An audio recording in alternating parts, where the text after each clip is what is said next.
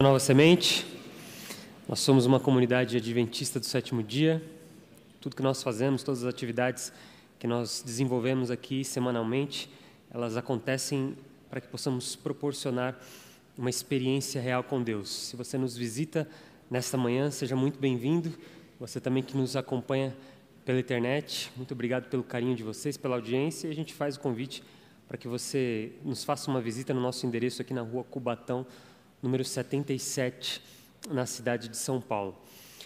2 semanas atrás, eu fui me apresentar numa igreja, fui fazer um musical numa igreja, levei meu violão, levei também o meu celular, de onde eu conecto um cabo de áudio e disparo algumas músicas. E no momento em que eu conectei o cabo de áudio da igreja, na entrada de áudio no meu celular, o meu celular apagou, e desde então ele não deu mais nenhum sinal.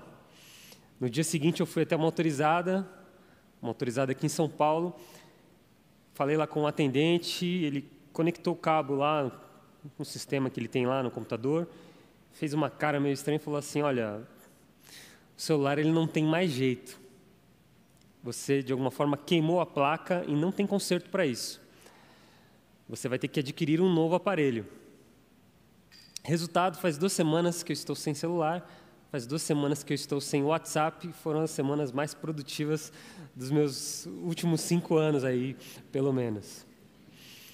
É possível que você, nessa sociedade que a gente vive, nessa correria, nessa sociedade onde a gente tem acesso à tecnologia, é possível que você tenha passado também por uma situação parecida, trabalhando no seu computador ou no seu celular, e de repente seu computador travou, você perdeu tudo que você tinha, eu perdi contatos, eu perdi trabalhos, eu perdi tudo. É possível que você tenha passado por uma situação assim, parecida, e você teve que dar um reboot, um reset, reiniciar o seu computador. E o que a gente vai estudar nesta tarde tem a ver com isso que a gente está falando, que é um recomeço, um reinício. Nós, na semana passada, começamos uma série nova, a série Reconciliados. O pastor Dani falou sobre a aliança que Deus fez com os primeiros seres humanos, com Adão e Eva, e o objeto do nosso estudo nessa manhã, o episódio do nosso estudo nesta tarde, na verdade, é sobre a vida e história de Noé e o período do dilúvio. Nós vamos ler o capítulo 6, alguns versos do capítulo 6 do livro de Gênesis. Eu te convido a abrir a sua Bíblia no capítulo 6 do livro de Gênesis. Nós vamos ler alguns textos pontuais. E antes da gente abrir a palavra de Deus, eu te convido a fechar os seus olhos para que a gente possa fazer uma oração neste momento, pedindo para que Deus nos guie neste estudo. Nosso Deus, nós te agradecemos pelo privilégio que nós temos agora e pela responsabilidade que nós temos de abrir a Tua Palavra. Nós temos interesse de estudar um pouco mais sobre a aliança, sobre o amor que o Senhor tem demonstrado para a humanidade através da nossa história, e nós pedimos o Teu direcionamento, o Teu Espírito Santo, que Ele ilumine o nosso coração e a nossa mente para que a gente possa assimilar as verdades que nós vamos estudar agora nesta tarde. É o que nós pedimos, é o que agradecemos. Em nome de Jesus, amém. Livro de Gênesis, capítulo 6, a partir do primeiro verso. Gênesis, capítulo 6, verso 1 diz o seguinte: quando os homens começaram a multiplicar-se na terra e lhe nasceram filhas, os filhos de Deus viram que as filhas dos homens eram bonitas e escolheram para si aquelas que lhes agradaram. Então disse o Senhor: por causa da perversidade do homem, meu espírito não contenderá com ele para sempre. Ele só viverá 120 anos. Verso 5 diz assim: o Senhor viu que a perversidade do homem tinha aumentado tanto na terra e que toda a inclinação do pensamento do seu coração era somente e sempre para o mal. Então o Senhor se arrependeu de ter feito o homem sobre a terra, e isto lhe cortou o coração. No verso 9 diz assim: esta é a história da família de Noé. Noé era um homem justo, íntegro, e entre o povo da sua época, e Noé andava com Deus. Os últimos versos aqui, verso 17... eis que vou trazer, Deus falando para Noé, eis que vou trazer águas sobre a terra, o dilúvio para destruir debaixo do céu toda criatura que tem fôlego de vida, tudo que há na terra vai perecer. Mas com você estabelecerei a minha aliança, você entrará na arca com seus filhos, sua mulher e as mulheres de seus filhos. Isso daqui é um apanhado geral, o contexto do que aconteceu na época de Noé em relação ao dilúvio. Muitas pessoas ainda hoje, nos nossos dias, mesmo dentro de uma comunidade religiosa, mesmo pessoas que pertencem a alguma comunidade cristã, muitas pessoas não acreditam que esse relato, não só o relato da história do dilúvio, mas todo o relato dos primeiros 11 capítulos do livro de Gênesis, conhecido o relato das origens, a narrativa das origens, muitas pessoas não acreditam que este relato seja um relato histórico. As pessoas até aceitam a teologia que tem por trás desses capítulos, mas muitas pessoas questionam o fato de o mundo ter sido criado, por exemplo, em 6 dias e de Deus, em algum momento da história, ter destruído a terra através de um dilúvio. Alguns autores bíblicos, eles confirmam essa história do dilúvio. Um personagem importante na Bíblia, no Antigo Testamento, é o rei Davi, e no livro de Salmos ele diz em determinado texto que Deus ele se assentou sobre as águas do dilúvio. No Novo Testamento nós temos também Pedro, nas suas 2 cartas, fazendo uma menção direta a Noé e também a este evento do dilúvio. Nós temos também o autor do livro de Hebreus, muitos teólogos acreditam que seja Paulo, o autor dessa carta. Paulo ele faz uma lista com alguns grandes personagens da história da humanidade, ele cita Moisés, ele cita Abraão, e ele fala também de Noé e do dilúvio. Mas, sem dúvida nenhuma, a maior confirmação que nós temos da historicidade, da veracidade do momento, do evento do dilúvio, são nas palavras do próprio Jesus Cristo. Quando ele faz uma comparação, ele faz uma analogia, ele diz assim: quando eu voltar para este mundo, para recomeçar tudo de novo, vai ser da mesma forma como foi nos dias de Noé. As pessoas comiam, as pessoas bebiam, elas viviam a vida delas, e de repente Noé entra na arca e vem as águas do dilúvio e levou a todos. Então nós podemos acreditar, a partir da perspectiva bíblica, de que o dilúvio de fato aconteceu neste mundo, de que em algum momento da terra Deus precisou intervir e começar de novo, dar um restart ali neste planeta. A Bíblia não é o único documento que fala sobre o dilúvio. Nós temos esse relato também em outras civilizações antigas. Eu vou mostrar aqui, nós vamos ter aqui a imagem de 2 achados, 2 documentos. Esse aqui primeiro é a 11ª tábua da história do rei Gilgamesh, um rei sumério. E esse documento, essa tábua, ela foi encontrada, ela é datada, na verdade, do século 20 a.C., e ela conta a história de um rei que passou a sua vida buscando a imortalidade, e no determinado momento dessa tábua aí, ele encontra um personagem chamado Upnashiptim. Repete comigo aí, Upnashiptim. Vamos separar em três partes aqui. Upnashiptim.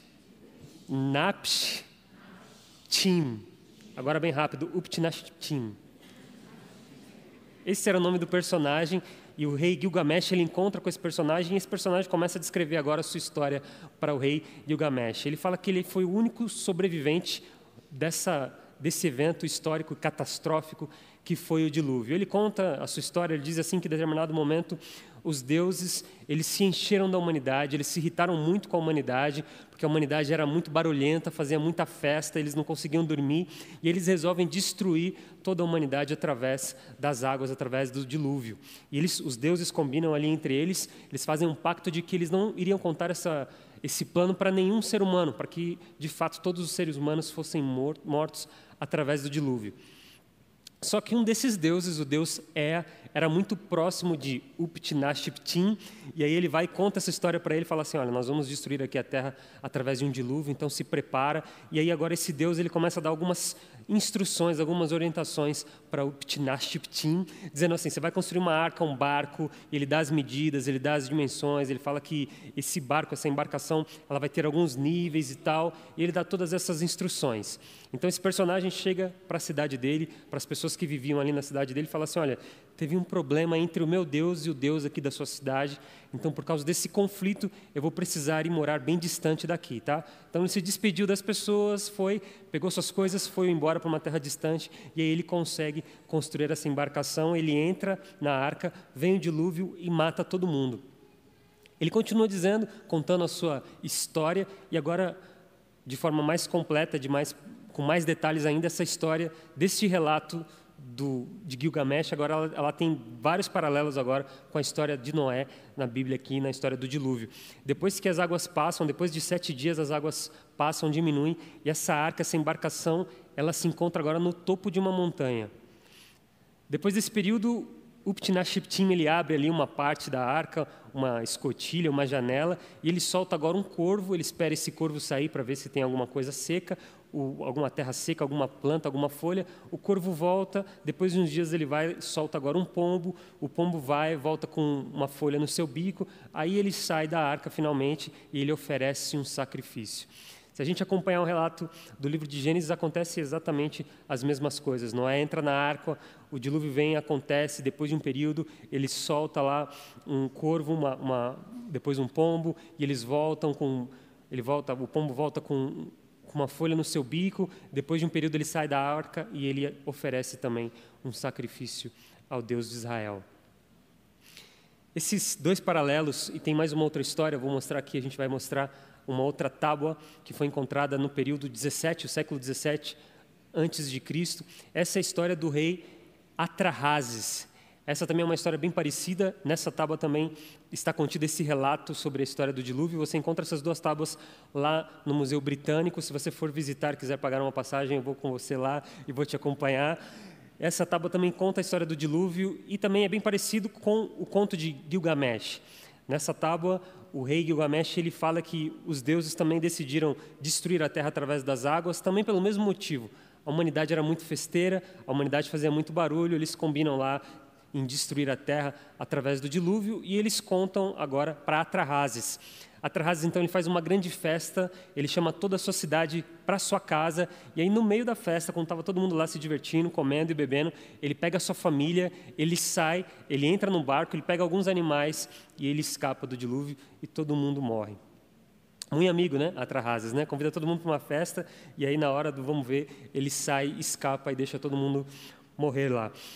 Os críticos do texto bíblico, as pessoas que desacreditam dessa narrativa da Bíblia sobre o dilúvio, eles usam essas duas tábuas, esses dois achados arqueológicos, para dizer que a Bíblia, na verdade, essa história, pelo menos os 11 primeiros capítulos da Bíblia, são, na verdade, um plágio de histórias que eram correntes naquela época.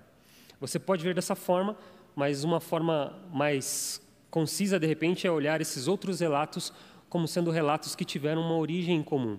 Em determinado momento da história do nosso mundo, do nosso planeta, de fato aconteceu um dilúvio, de fato Deus trouxe um dilúvio para este planeta, e as civilizações, com o passar do tempo, elas foram contando a mesma história, apenas com alguma diferença de detalhes que foram adaptados e ajustados de acordo com a crença de cada uma dessas civilizações. A gente tem um processo parecido na nossa sociedade moderna, que é o telefone sem fio. Você conta uma história aqui, se eu contar alguma história aqui para o Carane, aqui na primeira fila, até essa história chegar na última fileira, é possível que ela perca alguns dos seus detalhes, mas é possível que a gente está aqui nesse mesmo horário, que a gente tenha a maior parte dessa história sendo transmitida de forma verídica.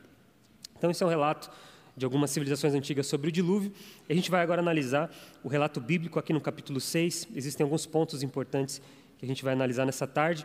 E o capítulo 6 começa dizendo que a humanidade ela começou a crescer, a humanidade começou a se multiplicar, e aí, a partir daí, começa a problemática. Os filhos de Deus agora começam a se relacionar com as filhas dos homens. A gente vê uma divisão aqui da humanidade em dois grupos. E a Bíblia fala dessa divisão durante toda a Bíblia, durante todos os livros, a gente vê essa grande divisão entre dois grupos. Pessoas que se relacionam com Deus e pessoas que estão em rebelião contra Deus. Para a gente entender essa questão de filhos, de filiação, a gente volta para os primeiros capítulos do livro de Gênesis, onde a gente vê Deus criando o homem à sua imagem e à sua semelhança. E aí, logo que o homem desobedece, logo que o homem come do fruto proibido, essa imagem de Deus ela vai se desgastando, ela vai se perdendo ao longo dos anos. Quando Adão e Eva têm os seus primeiros filhos, Caim e Abel, Caim mata o seu irmão, e aí a imagem de Deus é mais uma vez desgastada. Depois Adão tem um outro filho, e a Bíblia diz que o filho de Adão, agora chamado Sete, ele é a imagem de Adão. Então, essa ideia da imagem ligada à filiação, ligada a relacionamento, ela é bem trabalhada nos primeiros capítulos aqui do livro de Gênesis. Então, claramente, os filhos de Deus eram pessoas que se relacionavam com Deus, eram pessoas que buscavam viver de acordo com a imagem de Deus, e os filhos dos homens, ou as filhas, como o texto disse aqui, eram pessoas que estavam em franca rebelião contra Deus. O que acontece quando os filhos de Deus, ao invés de se relacionarem com Deus, se relacionam com os filhos ou com as filhas dos homens? De alguma forma, a imagem de Deus ela começou a ser perdida na humanidade. A humanidade começa a perder agora o relacionamento e a imagem de Deus. E aqui, no verso que nós lemos aqui, no verso 2, Diz assim: os filhos de Deus viram que as filhas dos homens eram bonitas e escolheram para si aquelas que lhes agradaram. Para a gente entender esse texto que parece até um pouquinho confuso ou fora de lugar aqui, a gente volta também para o episódio que aconteceu lá no Éden, que o pastor Dani falou e a gente estudou na semana passada, quando Adão e Eva eles estão naquela questão, Eva está falando ali com a serpente, e aí Eva ela olha para o fruto, ela vê que o fruto era agradável e ela toma do fruto. Nós vemos aqui esses dois verbos, o verbo ver, o verbo tomar. Nós vemos também aqui que Eva achou que era agradável o fruto. Acontece a mesma coisa aqui com os filhos de Deus. Eles veem as filhas dos homens, eles tomam aquelas que os agradavam. O que a gente vê aqui, esse paralelo entre esses dois textos, na verdade é a mesma desobediência, a mesma rebelião, esse mesmo movimento se distanciar de Deus que aconteceu no Éden, acontece agora aqui de forma agora generalizada. A humanidade agora, de forma intencional, agora ela se afasta de Deus, ela entra em franca rebelião contra Deus. Esse é o contexto do dilúvio, a humanidade se afastando de um relacionamento com Deus. No verso 3 aqui, Deus ele constata o que estava acontecendo.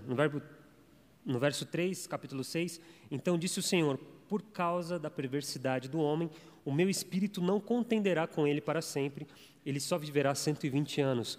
Existe um verbo aqui também bem interessante, esse verbo que foi traduzido para meu espírito não contenderá, o verbo contender, ele no hebraico, a palavra é iadom, que tem sua origem na palavra iadá, significa conhecer, significa um conhecimento não só superficial, de eu saber quem você é, saber o seu nome, mas implica em relacionamento. É um verbo que é usado entre um relacionamento entre pai e filho, entre marido e mulher, é um relacionamento próximo, um relacionamento profundo.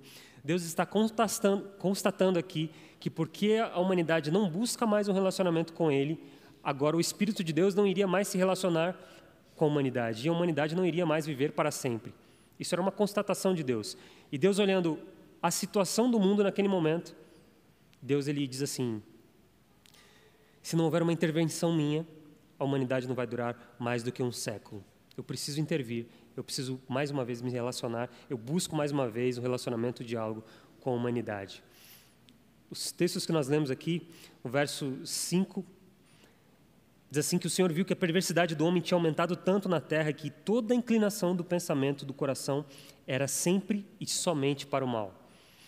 Esse distanciamento de Deus iniciou um processo, chegou num ponto em que todo o pensamento, toda a atitude, toda a ação do homem era sempre, era continuamente e somente para o mal. Essa semana nós vimos algo triste, acompanhamos mais um capítulo triste da história da humanidade. Um ataque químico lá na Síria atingiu mais de 500 pessoas. Dessas 500 pessoas, 70 pessoas morreram, entre elas crianças, mulheres. A gente tem visto esse distanciamento da humanidade em relação a Deus. A gente tem visto os efeitos terríveis desse distanciamento. A gente não precisa, infelizmente, ir até a Síria para ver essa causa do distanciamento de Deus. A gente consegue ver isso no nosso bairro, no nosso dia a dia, nos faróis, por aí. A gente vê a violência e o texto descreve isso. O texto fala que a terra estava cheia de violência. Cheia de violência. A terra que foi feita para ter vida, para gerar vida, o ser humano que foi feito para gerar vida, para crescer, para se multiplicar, a terra que ela é cheia da presença de Deus, agora a terra estava cheia de violência. E mais uma palavra em hebraico aqui, a palavra que foi traduzida para violência, a palavra Hamas, significa derramamento de sangue. O assassinato, a violência era algo presente, era algo contínuo na época de Noé. Alguns estudiosos sugerem que esse derramamento de sangue não era entre homens no período de guerra apenas. Os homens eles estavam matando outros homens, matavam mulheres, matavam crianças. Nós vemos um descendente de Caim matando uma criança. Lameque, ele mata uma criança, mata um adulto e mata uma criança. E essa violência não era só entre o ser humano. O texto sugere também que os animais estavam matando os seres humanos. Não apenas para comer, para sobreviver, mas por causa da violência da terra.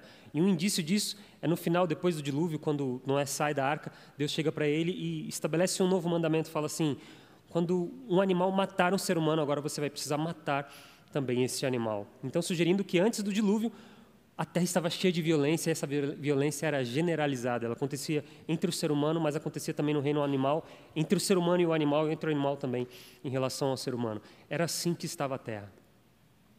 A história do dilúvio, a primeira informação, o primeiro aspecto que a gente pode aprender e assimilar nesta tarde sobre a história do dilúvio, é que o distanciamento de Deus causa corrupção no ser humano. Quanto mais nos distanciamos de um relacionamento com Deus, mais a maldade, mais a perversidade, mais a corrupção faz parte da nossa vida. Nós nos tornamos a pior versão de nós mesmos quando nós nos afastamos de Deus. Talvez você tenha criado ao longo da sua vida uma imagem equivocada de Deus. Talvez para você, e até uma leitura rápida da história do dilúvio, sugere que talvez Deus se cansou da humanidade, viu que a humanidade tinha dado errado e que Deus agora deliberadamente, de um dia para o outro, Deus agora decide destruir a humanidade. Esse processo do dilúvio foi um processo que durou um século inteiro. Quando Noé é apresentado aqui, ele tem 500 anos. Quando as águas do dilúvio chegam, Noé tem 600 anos. Da primeira vez que Deus apresenta esse plano do dilúvio para Noé, até quando o plano é de fato executado, existe o período de um século.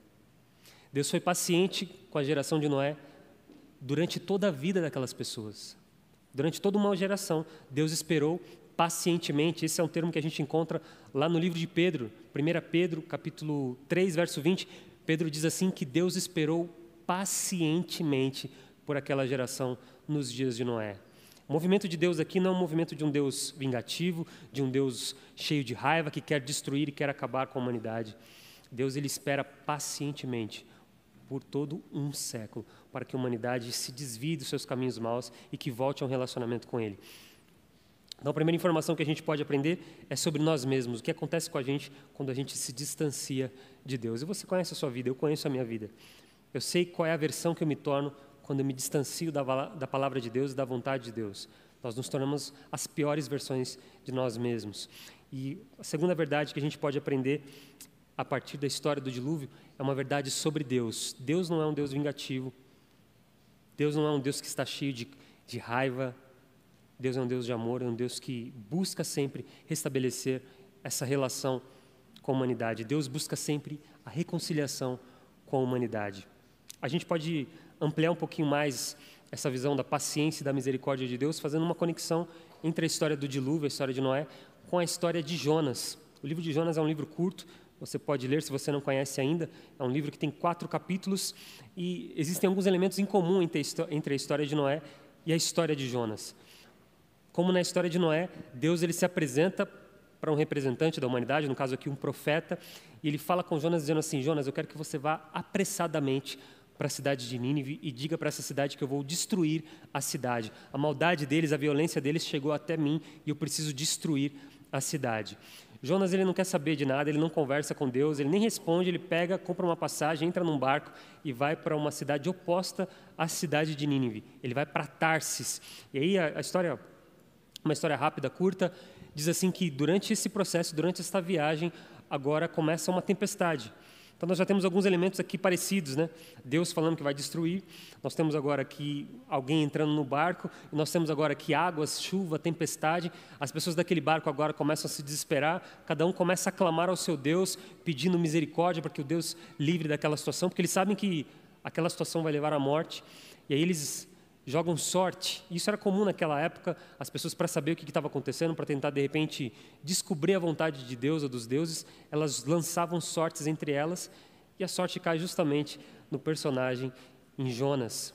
Então o capitão do barco vai até lá onde Jonas estava dormindo, no porão do barco, acorda Jonas e fala assim: olha, a gente está numa situação aqui de calamidade, a gente quer saber o que está acontecendo. A gente lançou sortes aqui, caiu sobre você, você fez alguma coisa de errado. O que você fez? Para onde você está indo? O que está acontecendo? Jonas conta ali para eles, rapidamente, que Deus havia falado, que ele precisava levar uma mensagem e ele decide não levar. Ele fala: vocês querem resolver essa situação?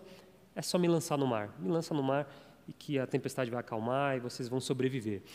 Eles relutam um pouquinho, eles pegam Jonas, lançam no mar.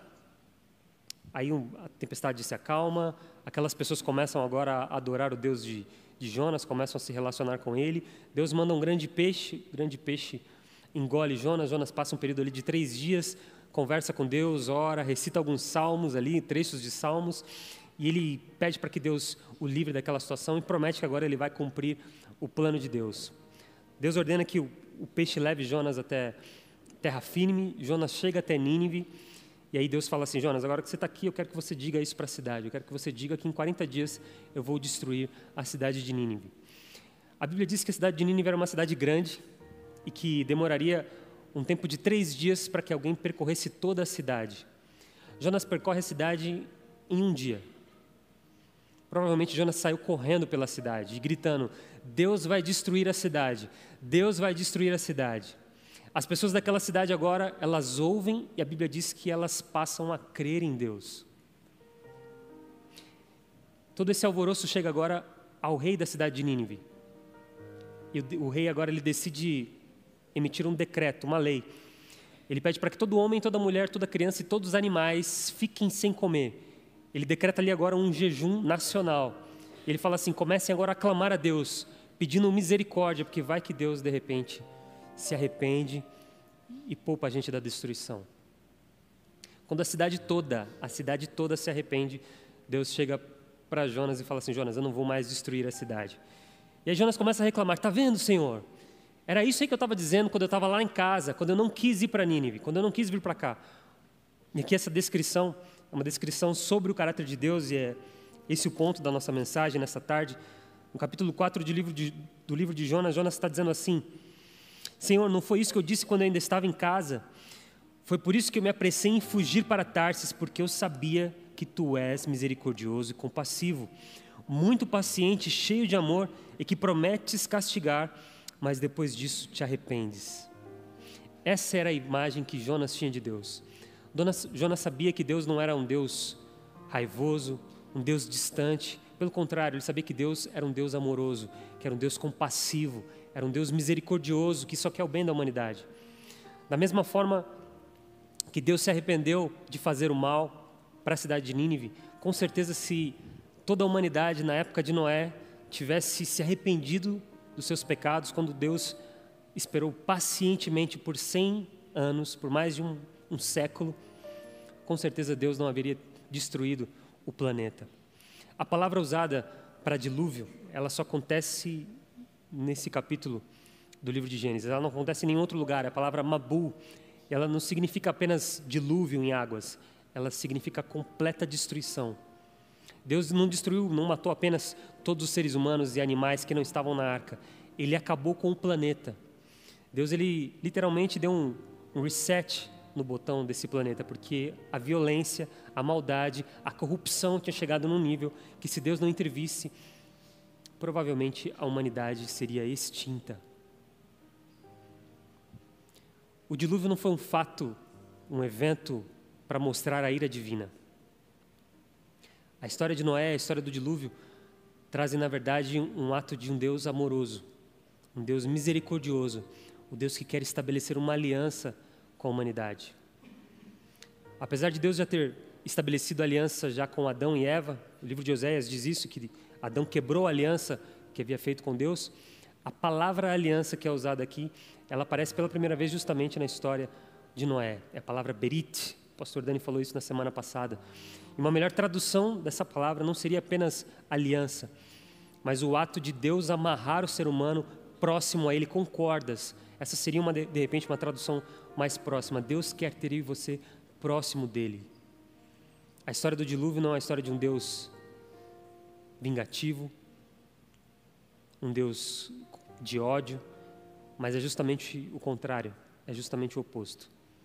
É a história de um Deus que ama, é a história de um Deus que busca restabelecer o relacionamento com o ser humano. É uma história de reconciliação e não de vingança.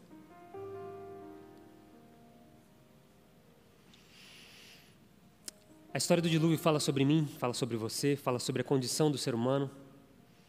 A história do dilúvio fala sobre Deus e como Ele é um Deus compassivo e amoroso. Mas a história do dilúvio fala também sobre o futuro deste planeta, sobre o futuro da humanidade. Não é uma história antiga que não tem relevância nenhuma nos nossos dias. Pelo contrário. Capítulo 24 do livro de Mateus, Jesus Cristo, quando Ele fala sobre o retorno dEle a este mundo, quando Ele vai mais uma vez restartar este planeta, quando Ele vai mais uma vez começar tudo de novo, quando Ele vai acabar com a morte, com o sofrimento, com a violência, com o derramamento de sangue. Quando Jesus fala disso, Jesus ele faz uma conexão direta com o dilúvio, com o tempo de Noé. Ele diz assim: da mesma forma que foi nos dias de Noé, as pessoas viviam sua vida normalmente, elas comiam, elas bebiam, elas trabalhavam, elas se casavam, elas viviam a vida normalmente como se nada estivesse para acontecer. Assim também vai ser na vinda do Filho do Homem. Até que Noé entra na arca e as águas vêm e levam tudo. A história de Noé fala sobre o futuro dessa humanidade. Muito em breve nós acreditamos que Jesus Cristo vai voltar a este planeta para começar tudo de novo, para acabar com todo o mal, com todo o sofrimento, com toda a dor, com toda a angústia. E aí você temos uma responsabilidade grande, da mesma forma que Noé teve, da mesma forma que Jonas teve. E nós temos essa mensagem, não de um Deus vingativo, não de um Deus rancoroso, não de um Deus distante, mas um Deus próximo, que quer restabelecer a sua aliança com a humanidade. Eu termino a mensagem dessa manhã fazendo um convite que não é, na verdade, um convite meu, mas é um convite que foi feito pelo próprio Jesus, e esse convite está no último livro da Bíblia. Nós começamos lendo o primeiro livro, e esse convite está no último livro da Bíblia, livro de Apocalipse, no capítulo 3, no verso 20. Jesus ele faz um convite de amor, ele diz assim: eu estou batendo na porta. Se por acaso você ouvir a minha voz, se por acaso você decidir abrir a porta, eu vou entrar na sua casa, eu vou entrar na sua vida e vou me relacionar com você. Eu vou ter uma refeição com você e você vai ter uma refeição comigo. Na mentalidade judaica não tem nada mais íntimo, não tem nada mais próximo do que você receber alguém na sua casa para uma refeição. O fato de você receber alguém, se assentar na mesa, compartilhar com ele ali o alimento, é um ato muito próximo, um ato de muita intimidade. Jesus faz justamente esse convite. Eu estou à porta, estou batendo. Desde o início da humanidade até os últimos dias, o nosso Deus está batendo na porta. Se por acaso eu e você decidirmos, porque essa é uma decisão minha e sua, Ele não toma essa decisão pela gente. Se nós decidirmos abrir a porta, Ele vai entrar, Ele vai ter uma refeição com a gente e nós vamos ter uma refeição com Ele. Parece redundante, mas o relacionamento é algo que precisa acontecer de forma mútua. Essa intimidade que Deus busca, esse relacionamento, ele parte de Deus e ele tem que partir também do ser humano. Nós vamos cantar uma última música que fala sobre essa aliança de Deus. E o meu desejo, o meu convite nessa manhã é que eu e você, a gente possa abrir essa porta. Que a gente possa atender esse chamado, esse pedido de Deus de se relacionar com Ele. E que a gente possa também aceitar essa responsabilidade que a gente tem como igreja, da mesma forma que Noé, da mesma forma que Jonas, de levar esta informação sobre o amor de Deus para as outras pessoas. Te convido a ficar em pé, nós vamos cantar, nós vamos externalizar agora, verbalizar de forma poética, de forma artística, essa nossa decisão, falando sobre o amor de Deus, aceitando essa relação, esse compromisso que Ele propõe a nós nesta tarde.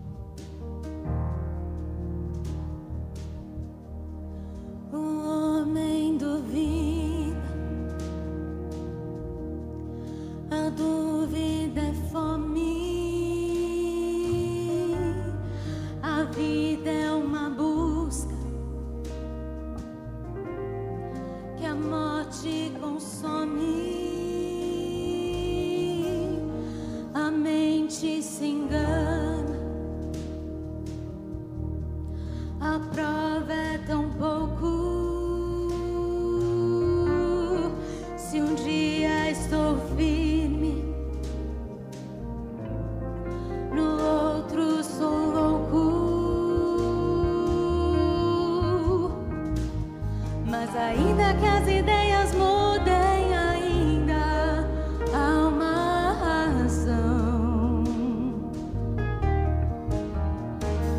E ainda que as coisas passem no tempo, Ele não mudará.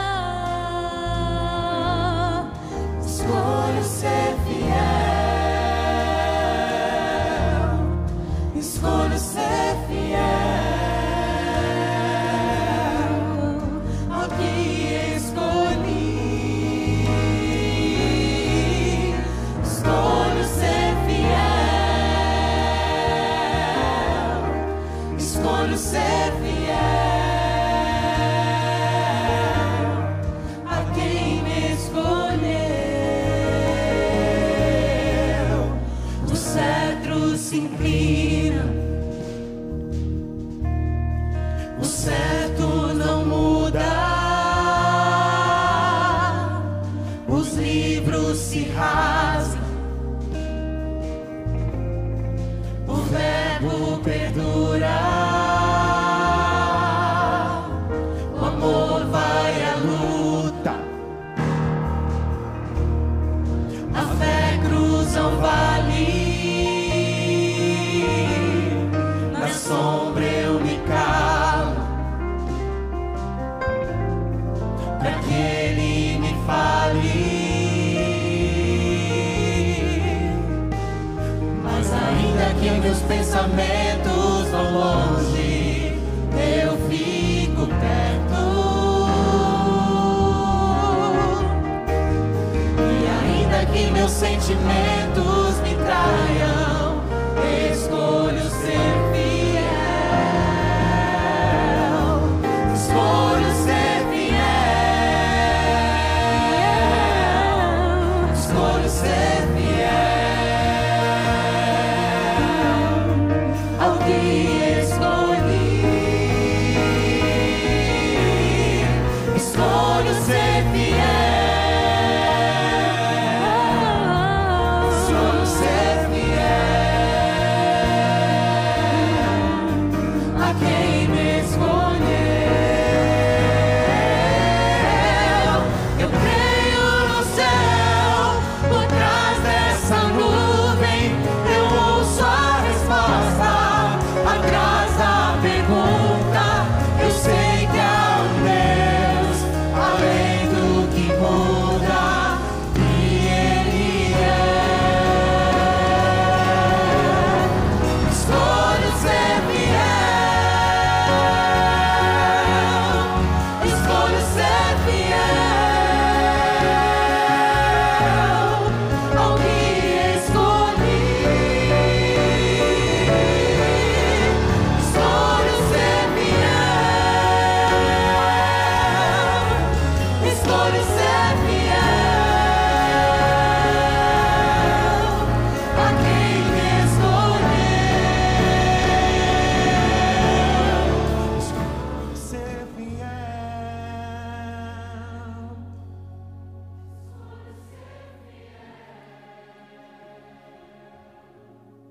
Ao que escolhi, escolho ser fiel,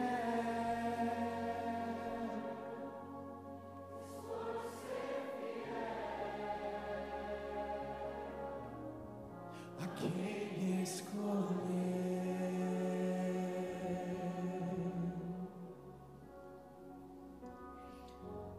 A Bíblia diz que depois que Noé sai da arca com a sua família e com os animais, Deus restabelece com ele mais uma vez a aliança, e Ele coloca agora um símbolo dessa aliança. Ele coloca no céu o seu arco.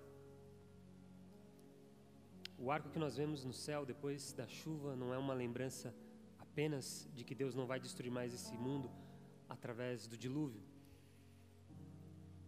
mas esse arco é uma lembrança de que Deus continua sendo fiel e que Ele continua cumprindo o seu lado da aliança. Vamos orar. Nós agradecemos, ó Pai, por esta tarde, por esse estudo. Agradecemos porque nós tivemos a oportunidade de conhecer mais ainda sobre o seu caráter, mais ainda sobre a sua intenção em se relacionar conosco.